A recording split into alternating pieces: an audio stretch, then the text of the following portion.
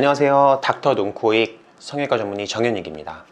지난번 그 케이스에 이어서 이번에도 간단한 케이스 몇 개 좀 확인해 보려고 합니다. 지난번 영상을 못 보신 분들께서는 이 상단에 링크 걸어 놓을 테니까는 지난번 영상 확인해 보시고 오시면 도움이 될 것 같습니다.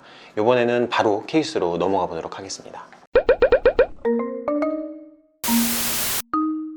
이분 같은 경우는 우리가 늑연골로 코끝에 이 아쉬운 점을 좀 교정하면서 중안면부가 많이 함몰되어 있는 점까지 같이 개선시킨 분이신데요. 수술 전 사진을 보면은 마찬가지로 코끝이 무너지면서 보형물이 상단으로 이동해서 콧대랑 코끝이랑 밸런스가 굉장히 안 맞아요. 콧대 쪽에 좀 돌출된 느낌도 나고요. 언뜻 보면 코끝이 높아 보인다고 볼 수도 있지만은 이 비순각을 보면은 굉장히 이렇게 입이 튀어나와 보이는 느낌이 들 정도로 많이 함몰이 되어 있고 팔자 부분도 많이 꺼져 있는 것을 볼 수가 있어요.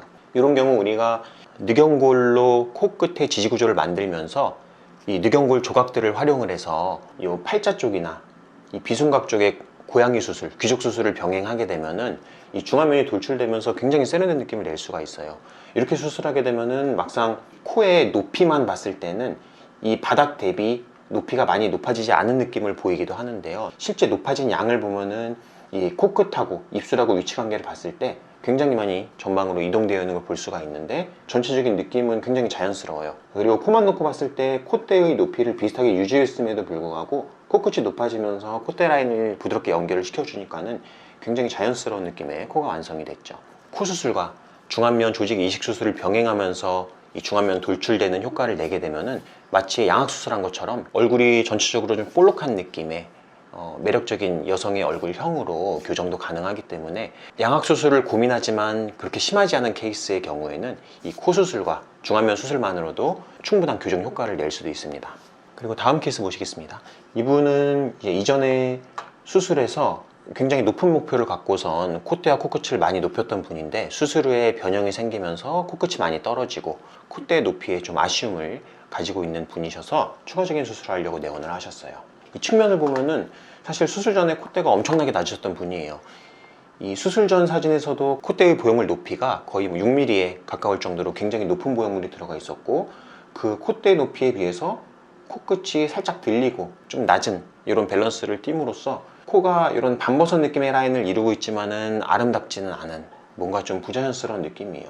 그리고 비순각도 마찬가지로 굉장히 이렇게 함몰돼 갖고 이런 예각 느낌의 입이 좀 돌출돼 보이는 이런 비순각을 가지고 있죠. 이분 같은 경우는 우리가 콧대를 무작정 높이는 게 좋은 건 아니기 때문에 일단 코끝을 최대한 높여보고 최대한 높일 수 있는 코끝에 맞춰 갖고 콧대 보형물 높이를 조정을 해 갖고 밸런스를 맞춰주는 모양으로 교정 목표를 삼았어요. 그래서 코끝에 이런 섬유 조직을 충분히 정리해서 좀 얄쌍한 느낌도 만들고 코끝의 지지 구조를 강하게 만들어서 그거에 맞춰서 콧날개 흉골들을 다 전방 이동시켜서 보면은 비순각도 같이 좀 교정이 된 느낌을 볼 수 있고 코끝에 얄쌍한 느낌 그리고 코끝이 오똑한 느낌으로 변화가 돼 있죠. 그리고 수술 과정에서 콧대를 너무 높이게 되면은 콧대의 경계 쪽에 이 경계진 느낌이 들기 때문에 이에 대한 보완이 이루어져야만 충분히 콧대를 높이면서도 좀 자연스러운 콧대 라인을 만들 수 있는데요.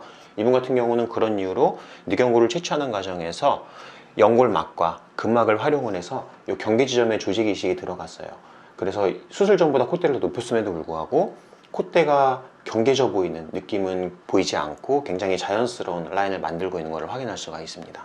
다음 케이스 보시겠습니다. 이분 같은 경우는 수술 중에 CT를 확인을 했을 때 실리콘이 들어가 있는 위치 이외의 이상한 실리콘 조각 같은 게 확인이 됐던 분이에요.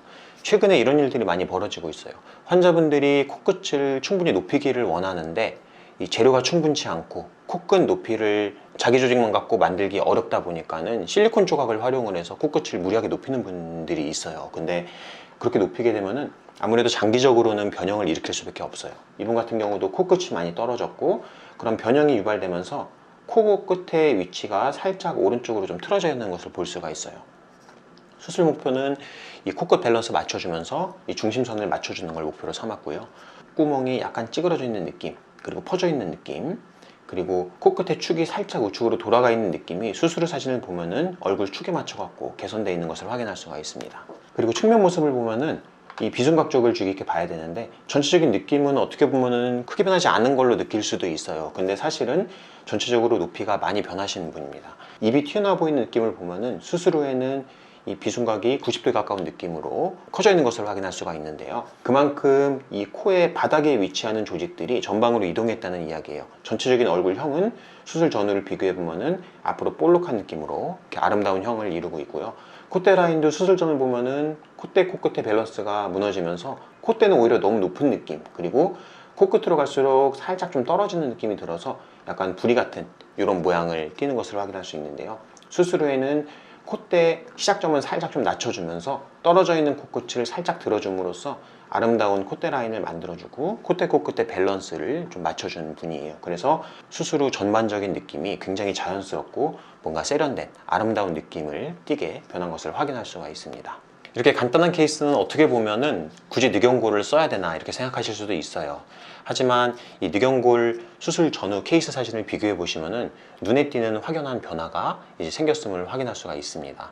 약한 지지력이나 아니면은 변화가 생길 수도 있는 재료를 활용을 해서 코끝 교정을 하게 되면은 초반 경과는 좋을 수도 있지만은 장기적인 경과를 봤을 때는 점차 변형이 진행되면서 아쉬운 모양으로 추가적인 수술을 고민하시게 되실 수도 있습니다. 따라서 안전한 재료를 활용을 해갖고 밸런스를 맞춰주는 이런 아름다운 모양을 목표로 해서 수술을 진행하시면 더욱 좋은 결과를 얻으실 수 있을 거라고 생각합니다. 이상 성형외과 전문의 정현익이었습니다. 감사합니다.